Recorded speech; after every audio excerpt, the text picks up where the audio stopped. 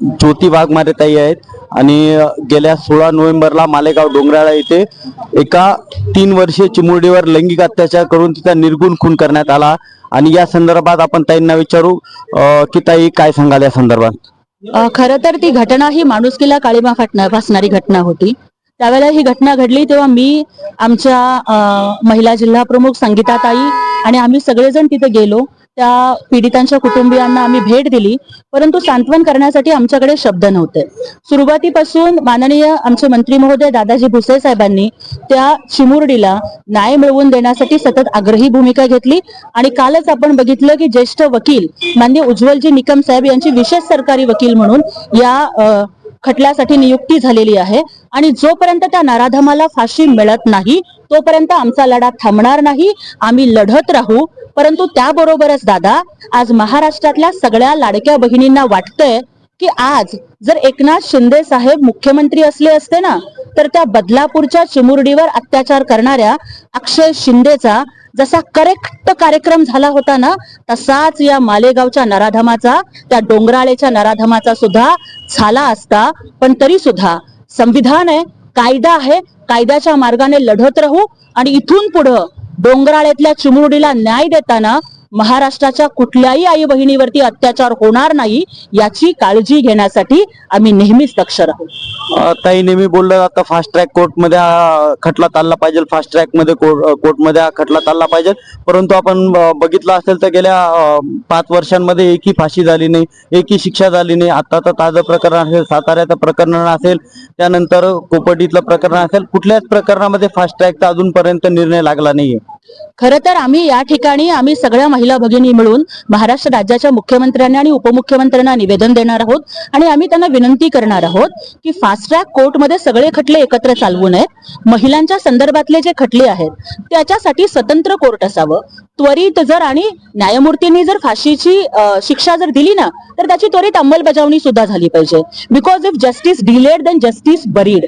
परंतु बऱ्याच वेळेला म्हणजे खालचं कोर्ट, मग वरचं कोर्ट, मग राष्ट्रपतींच्याकडे दयेचा अर्ज, असं करण्यामध्ये ना ज्या माणसाला जगायचा सुद्धा अधिकार नाही, जो लहानग्या 3-3, 4-4 वर्षाच्या मुलींवरती अत्याचार करतो, त्यांना माणसं म्हणायची का हो? ही जनावर आहेत, जनावर। मग या जनावरांना तर ठेचून मारलं पाहिजे ना। खरं सांगते की एक बाई म्हणून आणि एक आई म्हणून मला इतका राग येतोय ना की 5 मिनिटं पोलिसांनी दादा फक्त बाहेर सोडावं। मी सांगते, पोलीस एन्काउंटर गोळ्या कशाचीच गरज लागणार नाही। जनता इतकी चिडलेली आहे ना, जनता त्या नराधमाला जसं त्यांनी त्या चिमुरडीला ठेचून मारलं ना तसं ठेचून मारावं एवढा राग आमच्या मनामध्ये आहे। पण तरी सुद्धा भारताचे जबाबदार नागरिक म्हणून आपल्याला कायद्याचं पालन करावं लागतं, संविधानाचं पालन करावं लागतं। पण जेव्हा अशा छोट्या मुलींच्या बाबतीत घटना घडतात ना, मला न्यायदेवतेला सुद्धा विनंती करायची आहे। देशाच्या राष्ट्रपती सुद्धा एक महिला आहेत, त्यामुळे त्यांनी सगळे कायदे, सगळा प्रोटोकॉल थोडा बाजूला ठेवावा आणि भारतामध्ये जितके बलात्कारी आहेत ना त्यांना सगळ्यांना एकाच वेळेला भर चौकात फासावर लटकवावं, ही एक आई म्हणून माझी मागणी आहे। नक्कीच ताई, आता 8 तारखेला 8 डिसेंबरला अधिवेशन आहे आणि या अधिवेशनामध्ये जनतेची मागणी होत आहे। मालेगावमध्ये आज उपोषण करण्यात येत आहे। गेल्या 2 दिवसापासून उपोषण चालू आहे। मागणी करण्यात येत आहे की फास्ट ट्रॅक कायदा म्हणजे किती दिवसात फाशी होईल, किती दिवसांचा असतो फास्ट ट्रॅक?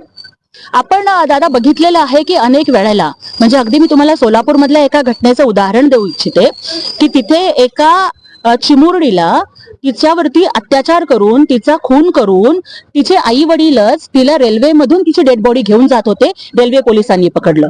तिथले सरकारी वकील ऍडव्होकेट प्रदीप सिंग राजपूत यांनी अवघ्या 2.5 महिन्यामध्ये तिथं केस चालवून फास्ट ट्रॅक मधून त्यांना शिक्षा सुनावलेली आहे। पण दुर्दैवानं शिक्षेची अंमलबजावणी होत नाहीये।